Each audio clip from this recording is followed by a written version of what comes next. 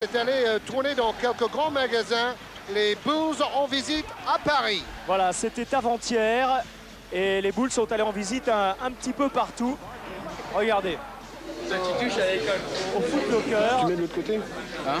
Avec à chaque fois des centaines et des centaines de fans qui étaient là. C'était Tony Kukoc qui était au Foot Locker pour répondre à toutes les sollicitations. Et c'est vrai que les Bulls, la plupart du temps, l'ont fait avec une grande amabilité, une grande disponibilité.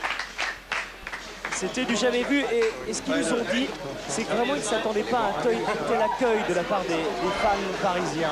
Donc ça c'était Tony Kukoc et puis derrière Emmanuel Brice est parti avec son équipe du côté des Galeries Lafayette où là c'était Luc Longlet qui était présent avec ses 2,18 m.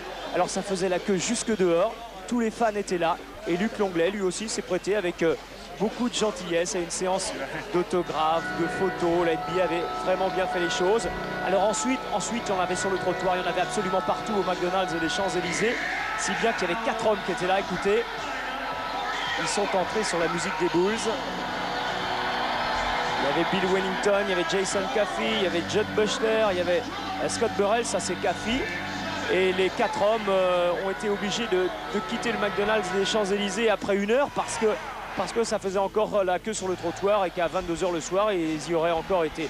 Donc tout ça, c'était avant-hier. Les Bulls à Paris, une grande histoire. En tout cas, ils sont tous ravis d'être dans la ville lumière.